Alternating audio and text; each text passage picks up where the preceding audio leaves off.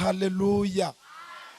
Umuntu umwe mwegeranye reba imoso cyangwa iburyo ureba umwe. Numufate no kumureba gusa. Reka n'amaso aravuga kandi akano karavuga. Murebe utamufasha nkubwira ijambo mumbwirira. Murebe murabutinze windeba ngenda bizi ndisobanukiye gowe murebe. Reba muri kumwe. Ariko mana hari umuntu yo kabyara yo gaheka akoresheje umunota umwe amasegonda cyangwa 40 wafata Bibiliya akandebera muri Yobu.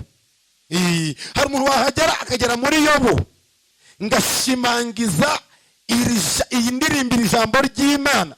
Niba ari mwene ryo mu mikrofone ari mfite akira bajyaje ajya na protocole nanyu mfashe cyemba na protocole ajya nanyu mfashe mu mpere no ndebera muri yo bumiro so umuntu kubase murebe we birayihura rumurye kudusomera muri yo bumiro 42 umurongo wa 2 shimangiza ijambo ry'Iyera uhanuzi butavangiwe magambo ataravuzwe na so ataravuzwe n'umuhanuzi ataravuzwe n'amasenge umurongo wa 2 tubaza ijambo koko havira ni kubesheye urabishoboye nzi yuko ushoboye byose kandi nta kibasha kurogoya imigambi yawe yose.